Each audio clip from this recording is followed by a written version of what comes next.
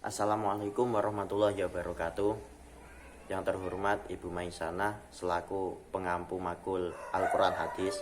Di sini saya Ahmad Fikri Hekal, NIM 1810110239, mahasiswa Yain Kudus, jurusan Tarbiyah, kelas PAIF semester 5. Di sini saya akan membuat video tentang strategi pembelajaran yang dimana saya memilih strategi ekspositori. Apa itu yang disebut dengan strategi ekspositori?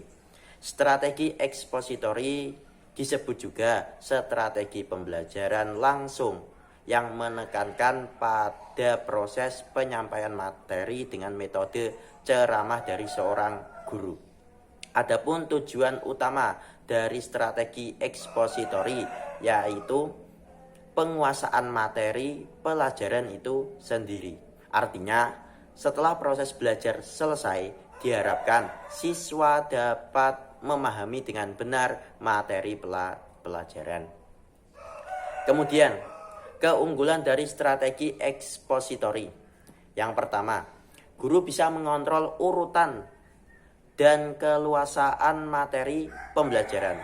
Yang kedua, guru dapat mengetahui sejauh mana siswa menguasai bahan pelajaran yang disampaikan.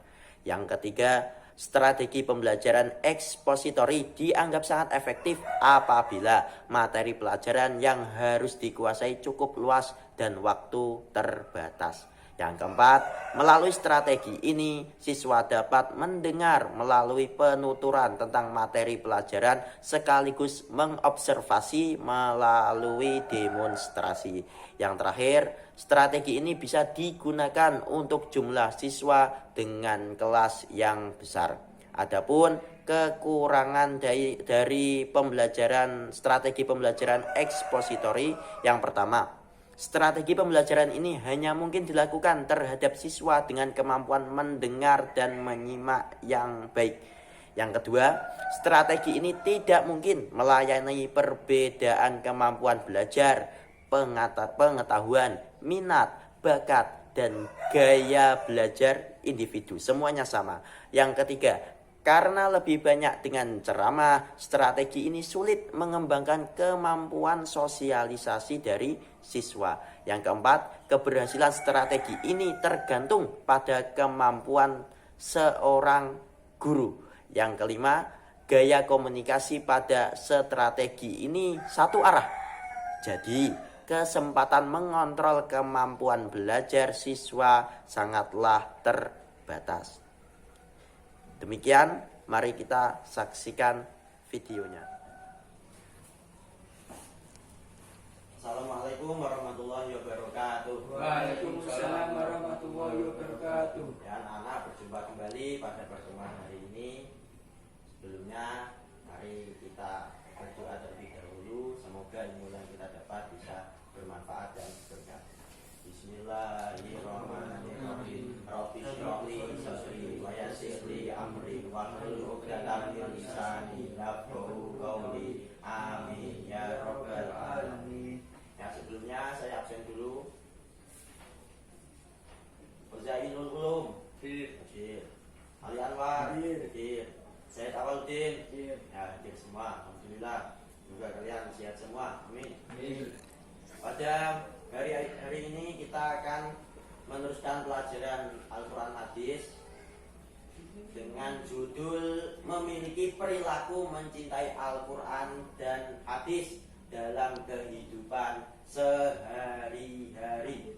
Wajib bagi kita untuk cinta, untuk berperilaku dengan berpedoman Al-Quran dan hadis, sebagaimana yang difirmankan Allah dalam Ali Imran ayat 31.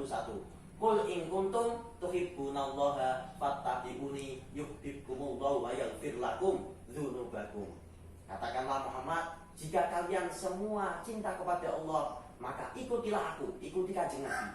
Yuhibbukumullah, maka Allah akan mencintai kalian semua. Wa yaghfir lakum dzunubakum, dan Allah akan mengampuni dosa-dosa kalian, karena wallahu ghafurur rahim, karena Gusti Allah adalah Zat yang Maha Pengampun dan Maha Penyayang.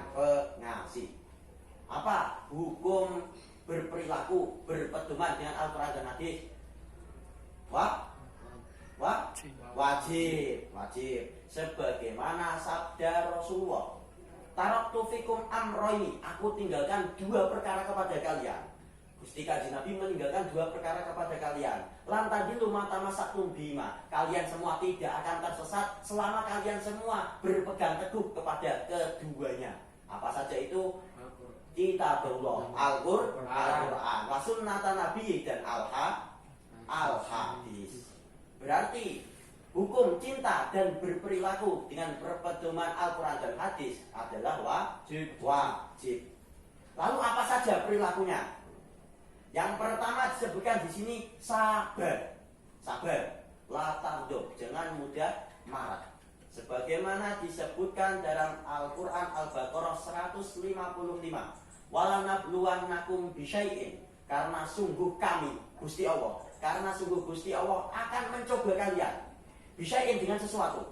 Minal khaufi, ketakutan. Kamu dalam hidup pasti ketakutan. Walju, kedua adalah kelaparan. Wanaksi minal amwal, kalian pasti pernah kekurangan harta, terutama di pondok, kekurangan sangu. Wal anfus, kekurangan jiwa, ditinggal mati seseorang, apalagi yang dicintai, pasti hatinya sangat ambiar. Wasamarot, dan kadang ya pasti kita kekurangan buah-buahan, kekurangan sumber pangan yang disebut wasamarot. Wabasyiris sabirin, maka berilah kabar gembira kepada orang-orang yang sabar. Siapa orang-orang yang sabar itu? Alladzina idza asabatu musibah, yaitu orang-orang yang ketika terkena musibah, ketika mereka terkena musibah, qalu innalillahi wa inna ilaihi rajiun. Mereka semua berkata, sesungguhnya kami milik Allah dan sesungguhnya kita akan kembali kepada Gusti Allah. Sikap apa mau? Sabar. Yang kedua, tawakal. Tawakal itu apa? Pasrah. Ketika kita pasrah kepada Allah, maka Allah pasti akan mencukupi kita. Wa may yattaqillaha yaj'al lahu makhraja. Barang siapa yang bertakwa, takwa kuwi takut dalam arti imtithalu awamirillah wajtinabu nawahi, melaksanakan perintah Allah dan menjauhi larangannya. Wa may yattaqillaha yaj'al lahu makhraja. Ketika kita bertakwa kepada Allah, kita akan diberi jalan keluar. Wa yarzuquhu min haitsu la yahtasib, dan kita akan diberi rezeki min haitsu la yahtasib, dari arah yang tidak kita sangka. Wa may yatawakkal 'alallahi fa huwa hasbuh. Barang siapa yang tawakal, barang siapa yang pasrah kepada Allah, maka fa huwa hasbuh, Gusti Allah kuwi sing nyukupi wong mau, sing nyukupi wong sing tawakal mau. Maka kita harus tawakal, pasrah kepada Allah. Ketika kita pasrah kepada Allah, kita pasti akan mendapat kenikmatan. Tetapi kita ketika pasrah kepada selain Allah, kita pasti akan mendapat selain kenikmatan, mendapat kesedihan. Maka gantungkanlah perkaramu kepada Allah, jangan selainnya. Kemudian sikap yang ketiga, yaitu optimisme.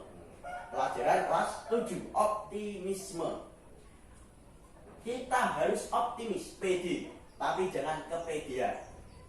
Karena apa kok optimis? Innama al usri yusra. Karena di setiap kesulitan pasti ada kemudahan. Di surat Al-Insyirah sampai diulang 2 kali untuk mengukuhkan bahwa benar-benar setelah kesulitan pasti ada kemudahan. Maka bagi kalian jangan mudah menyerah. La takhaf wa la tahzan, innallaha ma'ana. Jangan mudah, jangan bersedih, jangan susah, jangan payah, karena sesungguhnya Allah bersama kita. Kemudian sikap yang terakhir, yang keempat, yaitu istiqomah, continue, langgeng, istiqomah, ajeg. Perintah ajeg, innal ladzina qalu rabbunallahu tsumma istaqamu. Orang-orang yang berkata Rabbunallah, Tuhanku itu Gusti Allah, tsumastaqamu, kemudian orang itu istiqomah melaksanakan perintah Allah, menjauhi larangannya, fala khaufun alaihim wa lahum yahzanun. Maka orang-orang itu tidak mendapat ketakutan, tidak mendapat kekhawatiran, walahum yahzanun, dan mereka dijamin juga tidak akan bersedih karena mereka telah pasrah kepada Allah dan istiqomah, pasrah istiqomah melaksanakan perintah Gusti Allah. Beberapa tadi sikap yang mencerminkan mencintai Al-Quran dan hadis. Yang pertama, yang kedua, yang ketiga, yang terakhir istiqomah.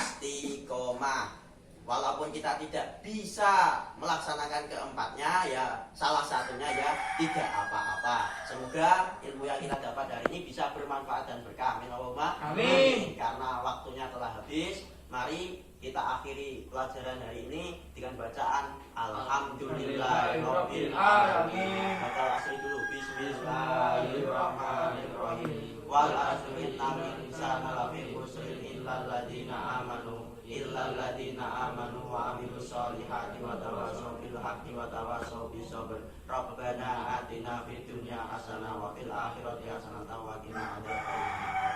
Wassalamualaikum warahmatullahi wabarakatuh. Waalaikumsalam warahmatullahi wabarakatuh.